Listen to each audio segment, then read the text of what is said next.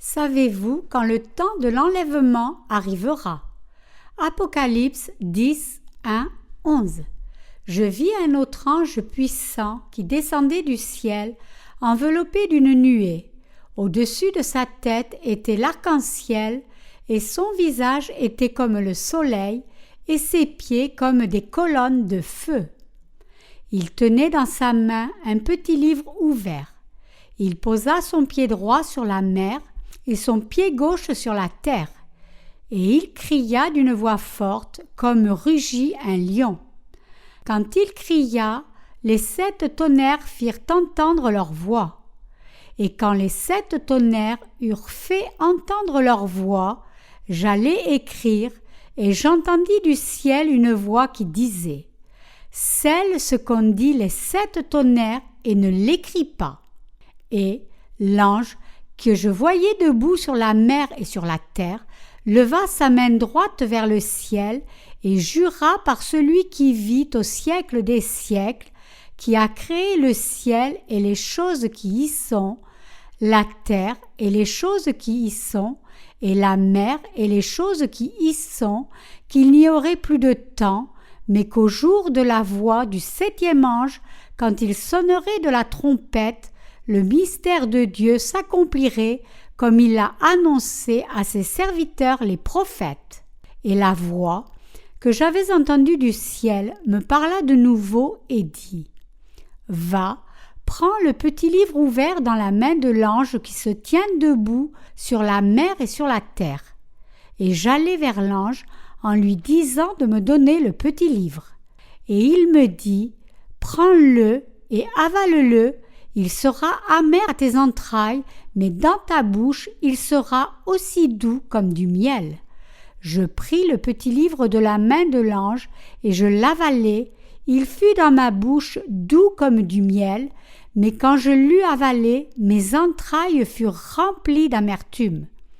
Puis on me dit « Il faut que tu prophétises de nouveau sur beaucoup de peuples, de nations, de langues et de rois. » Exégèse. Le point culminant de ce chapitre se trouve au verset 7. Mais qu'au jour de la voix du 7e ange, quand il sonnerait de la trompette, le mystère de Dieu s'accomplirait comme il l'a annoncé à ses serviteurs, les prophètes. L'enlèvement, autrement dit, arrivera à ce moment. Verset 1.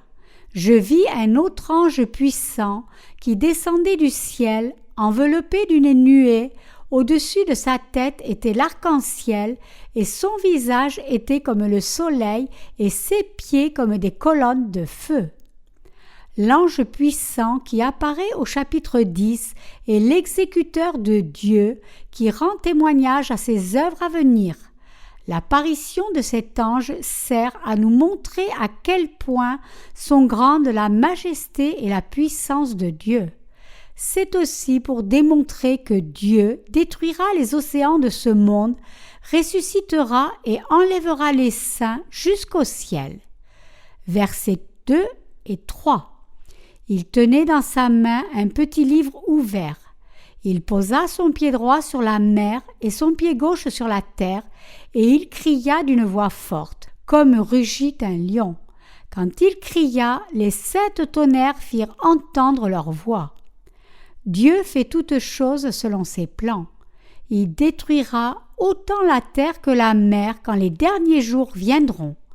Notre Seigneur, en d'autres mots, détruira la première mer et la première terre.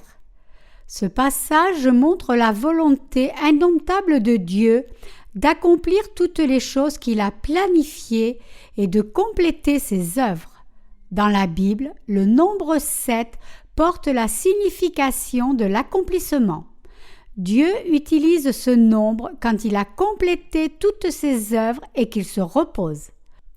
De façon semblable, ce passage nous dit que Dieu délivrera à la fin des temps plusieurs personnes de leur destruction, mais détruira certainement ce monde d'un autre côté. Verset 4. Et quand les 7 tonnerres eurent fait entendre leur voix, j'allais écrire, et j'entendis du ciel une voix qui disait « scelle ce qu'ont dit les 7 tonnerres et ne l'écrit pas. Dieu commanda à Jean de ne pas rapporter ce que les 7 tonnerres déclarèrent pour cacher l'enlèvement des saints à ceux qui ne sont pas sauvés. Parfois, Dieu cache ses œuvres aux incroyants parce qu'ils sont les ennemis de Dieu et qu'ils détestent et persécutent ses saints. Au temps de Noé aussi, quand Dieu détruisit le monde par l'eau, il révéla le déluge à venir uniquement à Noé. Même maintenant, Dieu prêche l'évangile de l'eau et de l'esprit à tous, partout dans le monde, et donne le royaume des cieux à ceux qui y croient. Mais, excepté ceux qui ont la vraie foi, il n'a révélé à personne d'autre le moment où l'enlèvement arrivera. Pour les justes, Dieu a créé un nouveau monde dans son royaume et il désire y vivre avec eux. Versets 5 et 6. Et l'ange que je voyais debout sur la mer et sur la terre leva sa main droite vers le ciel et jura par celui qui vit au siècle des siècles, qui a créé le ciel et les choses qui y sont, la terre et les choses qui y sont, et la mer et les choses qui y sont, qu'il n'y aurait plus de temps. Toutes ces choses peuvent être jurées par le nom de Dieu. Tout comme la dernière promesse en toutes choses n'a pas été appuyée par son propre nom, mais par le nom de quelqu'un de plus grand. Ainsi, Dieu est le dernier garant, autant pour les saints des derniers temps que pour tous ceux qui sont déjà devenus ses saints. Ici, l'ange puissant jure par le Tout-Puissant que l'enlèvement arrivera avec certitude. Cette promesse nous dit que Dieu créera le nouveau ciel et la nouvelle terre et vivra avec ses saints dans ce nouveau monde. Elle montre que Dieu ne retardera pas sa création d'un nouveau monde, mais la complétera rapidement pour ses saints. Verset 7. Mais qu'au jour de la voix du 7e ange, quand il sonnerait de la trompette, le mystère de Dieu s'accomplirait comme il l'a annoncé à ses serviteurs les prophètes. Ce verset nous dit que lorsque la 7e trompette sonnera pendant les tribulations finales, tous les saints seront enlevés.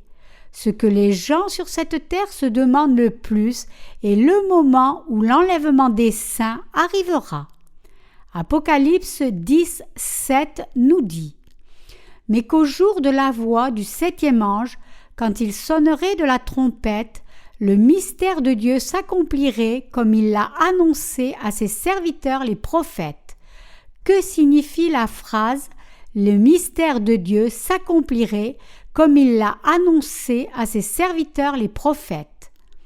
Elle signifie que tout comme l'évangile de l'eau et de l'esprit est le vrai évangile et que quiconque y croit reçoit l'expiation et le Saint-Esprit en son cœur, l'enlèvement des saints arrivera aussi certainement lorsque la 7e trompette sonnera. Après que les fléaux des 6e et 7e trompettes soient passés, les saints seront martyrisés puisque l'Antéchrist, ayant fait son apparition dans le monde et établi sa domination sur celui-ci, demandera à tous de recevoir la marque de la bête. Peu de temps après, lorsque le 7e ange sonnera de sa trompette, autant les martyrs que les saints survivants qui défendirent leur foi seront ressuscités et enlevés simultanément. Alors, les fléaux des 7 coupes, les derniers fléaux déversés sur l'humanité, commenceront. À ce moment, les saints ne seront plus sur terre, mais au ciel avec le Seigneur après leur enlèvement. Les saints doivent connaître que leur enlèvement arrivera lorsque le 7e ange sonnera de la dernière trompette. L'apôtre Paul aussi nous dit en 1 Thessaloniciens 4 que le Seigneur descendra du ciel au son de la trompette de Dieu à la voix d'un archange. Beaucoup de chrétiens pensent que le Seigneur viendra sur cette terre lorsque l'enlèvement arrivera, mais ce n'est pas le cas. Lorsque l'enlèvement arrivera, notre Seigneur ne viendra pas sur cette terre, mais dans les airs. Il accomplira l'enlèvement, en d'autres mots, en faisant monter les saints et en les recevant dans les airs.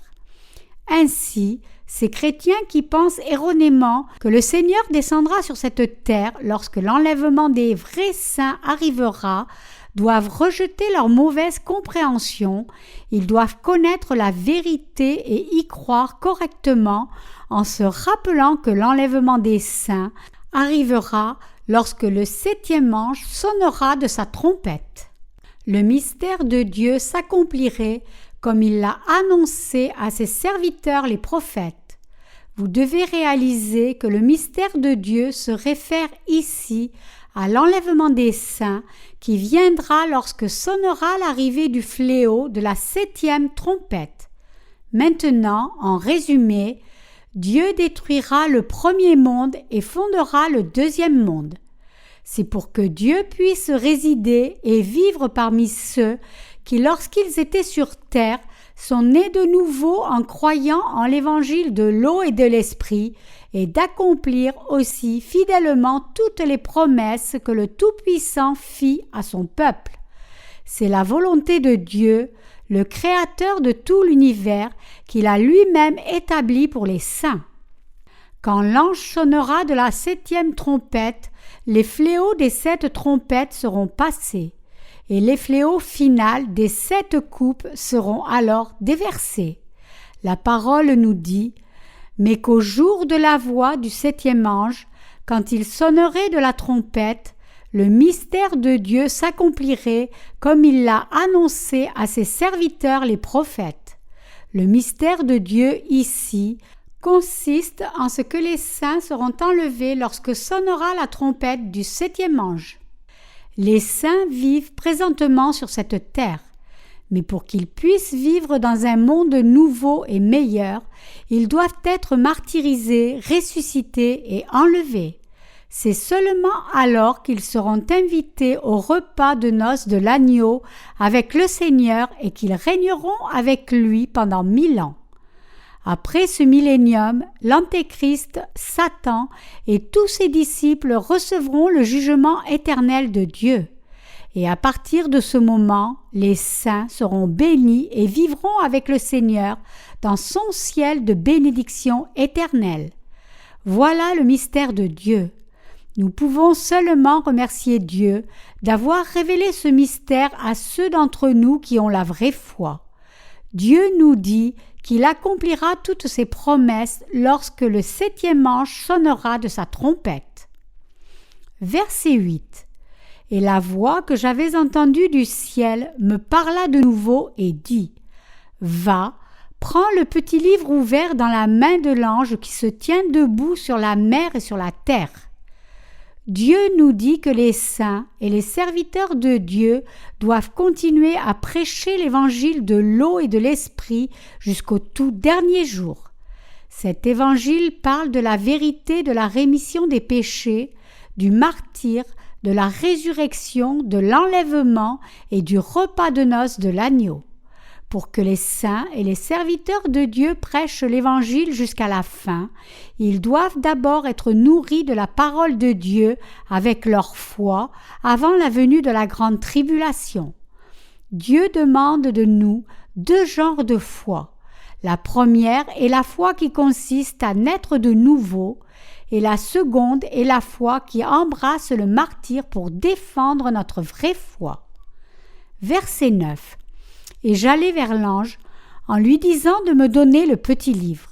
Et il me dit, « Prends-le et avale-le, il sera amer à tes entrailles, mais dans ta bouche il sera doux comme du miel. » Les saints et les serviteurs de Dieu doivent d'abord être nourris de la parole de Dieu, puis la répandre à plusieurs autres. Ce verset nous enseigne que même si les cœurs de ceux qui croient en la parole de Dieu sont adoucis, cette prédication de foi aux âmes perdues n'est pas une tâche facile, accompagnée par des sacrifices. C'est ce que Dieu nous montre ici. Verset 10. Je pris le petit livre de la main de l'ange et je l'avalai. Il fut dans ma bouche doux comme du miel, mais quand je l'eus avalé, mes entrailles furent remplies d'amertume. Lorsque Jean a mangé la parole de Dieu par la foi, son cœur fut rempli de joie. Mais en prêchant la vérité attestée par la parole de Dieu à ceux qui ne croient pas en la vérité, Jean fit face à bien des épreuves. Verset 11. Puis on me dit, il faut que tu prophétises de nouveau sur beaucoup de peuples, de nations, de langues et de rois. Les saints doivent prophétiser de nouveau à tous que les bénédictions de Dieu viennent à travers l'évangile de l'eau et de l'esprit. Ils doivent prophétiser à nouveau que le but de notre Seigneur pour ce monde à la fin des temps est que tous puissent goûter aux bénédictions de Dieu en croyant en l'évangile de l'eau et de l'esprit. Ce que le Seigneur commanda à Jean de prophétiser, c'est de prêcher la parole de vérité, qu'un nouveau monde arrive bientôt, amené par Dieu, et que quiconque veut y entrer doit être justifié en croyant en l'évangile de l'eau et de l'esprit. Pour cela, les saints et les serviteurs de Dieu doivent prêcher la parole de Dieu du début à la fin pour que tous en ce monde puissent avoir la foi qui leur permettra d'entrer et de vivre dans le royaume de notre Seigneur.